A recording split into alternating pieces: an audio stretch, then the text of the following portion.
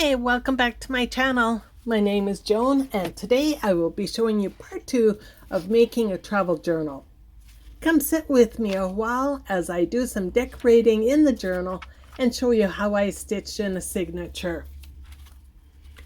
I am not going in any particular order, as you will see here. Sometimes I am not sure as to what I will add to a page, so you may see me place a couple of different items down before choosing one, as I did with this page. I glued this envelope style flip up, flip down on 3 sides, so I'll also have a pocket at the top in the end. Later on, while off camera, I will add a little round tab to these envelopes to help keep them closed.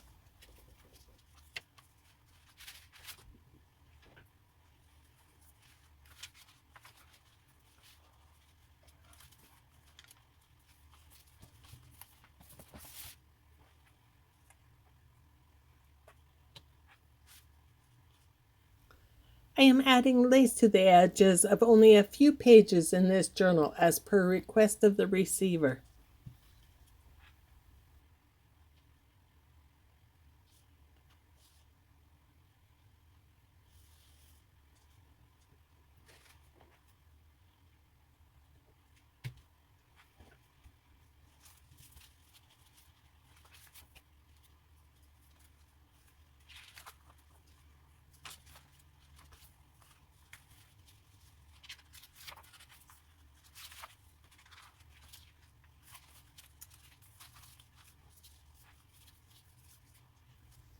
These little envelopes make a neat secret writing spot and yet another pocket.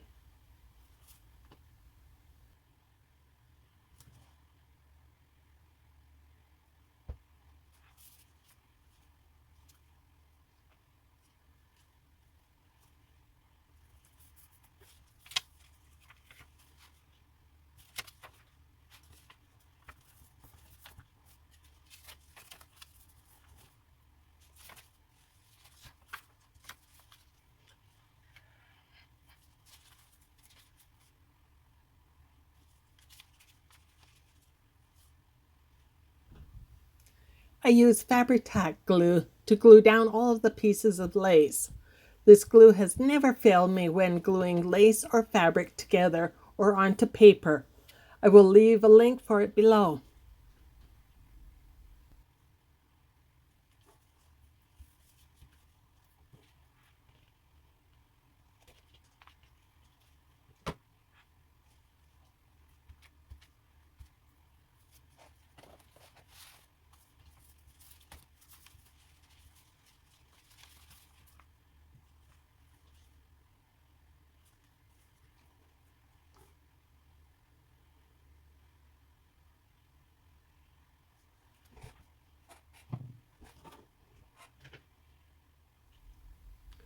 I try to match the color of lace with the pages and even out the placement of the lace throughout the journal.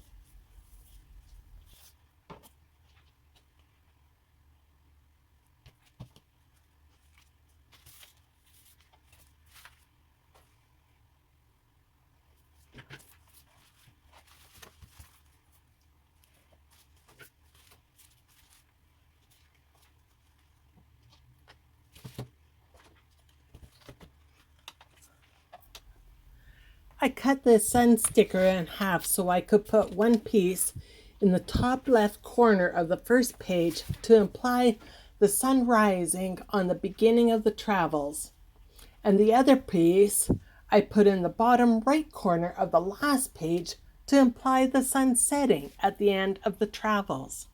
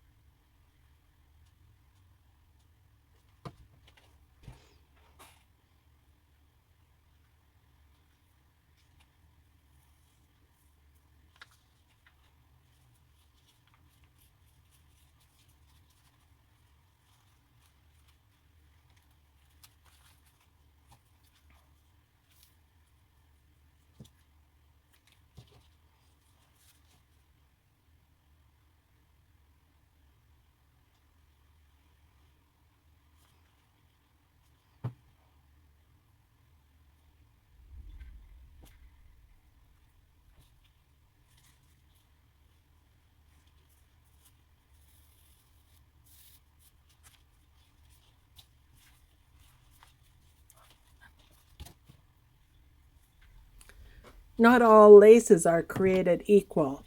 As you can see here, that this is actually seam binding from years ago. Too bad that it wasn't still 39 cents today.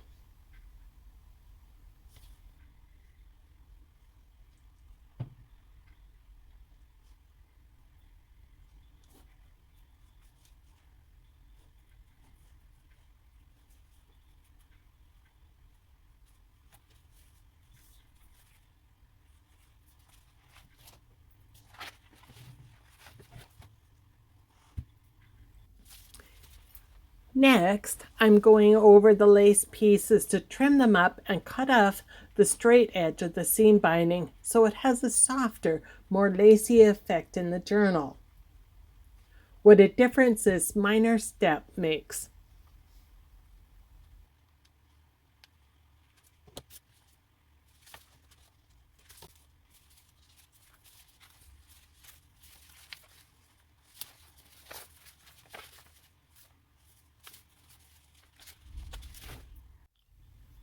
Now for a big job.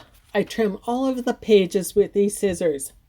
The lady that I made the journal for loves the torn and fancy cut edge look. This must have taken well over an hour to trim all of the pages, but I will tell you it was well worth it in the end. I won't make you watch me cut all 144 pages.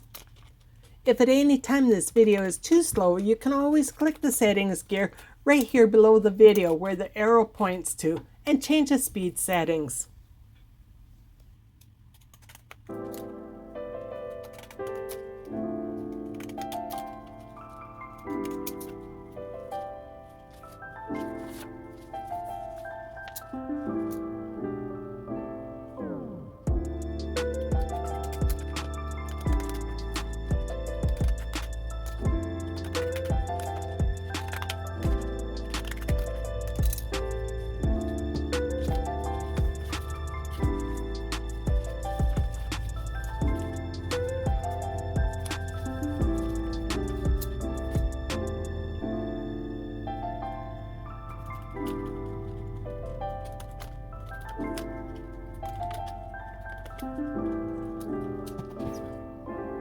Here I am changing my scissors because the yellow ones just gave up the ghost.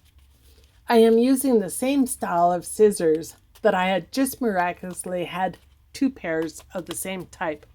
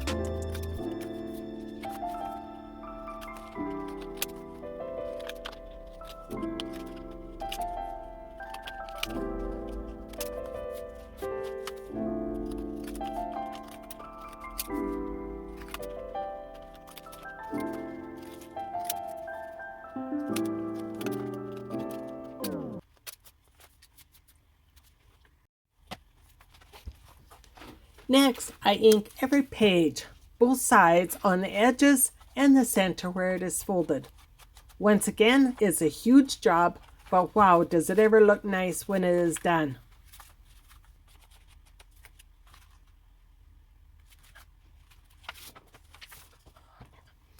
Oops, need to trim the top and bottom of this page. At first I was only going to do the rough cut on the edges, but then decided to cut all edges, top and bottom included. I'm using Distress Oxide in Vintage Photo to ink all of the edges here.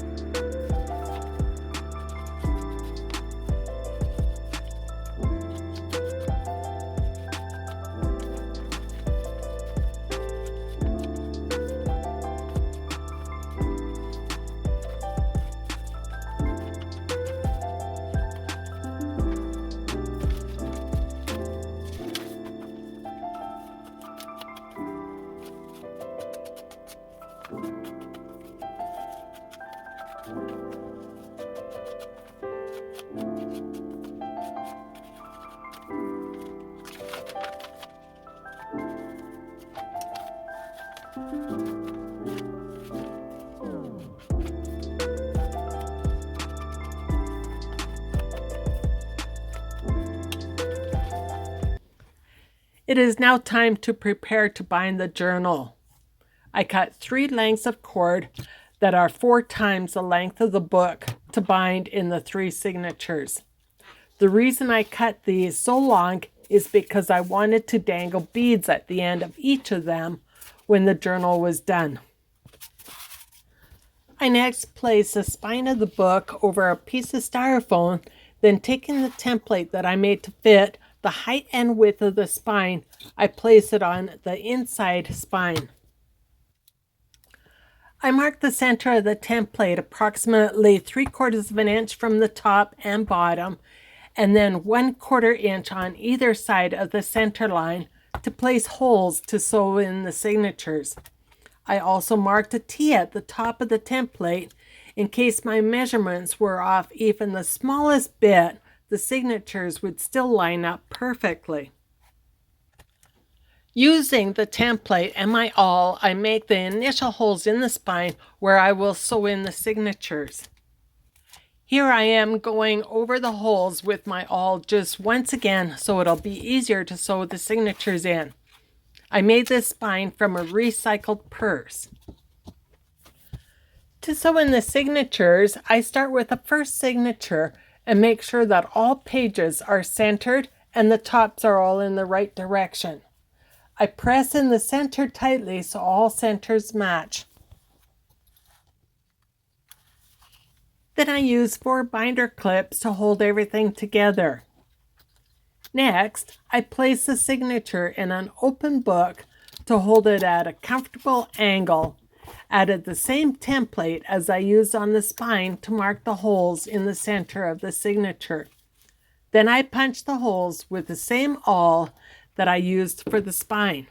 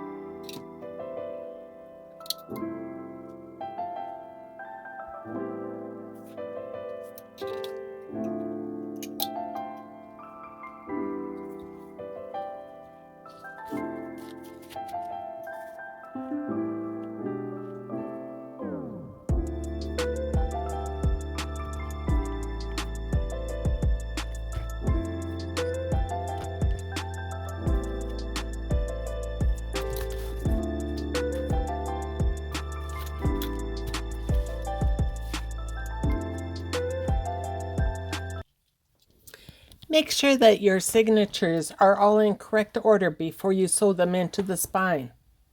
Starting with the first signature, I took one piece of cord that I cut earlier. I am using wax polyester, which I will leave a link for below. Second, open the signature and thread the string through the center to the outside through the spine. Third, thread the string through the top hole to the center of the signature. Fourth, thread the string through the bottom hole, skipping the center hole.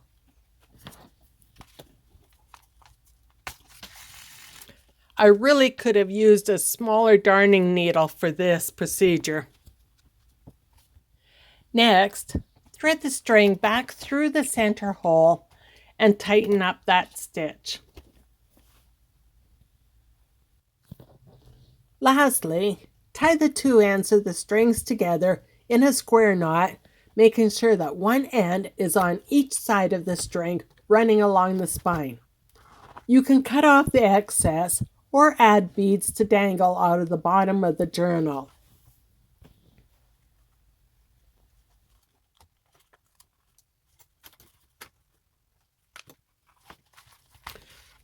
Do the same with the next two signatures. The journal is done now and ready to go to its new home. I did add a few little extras like stamp stickers, etc. that never got recorded. I'm so sorry. To see these extras and the full journal when it is all done, please watch a flip through of the video titled Flip Through of a Travel Journal. I will leave the link below. Please stay tuned for a very special giveaway to a subscriber when I hit 100 subscribers. I will send the lucky winner some wonderful happy mail anywhere in the world.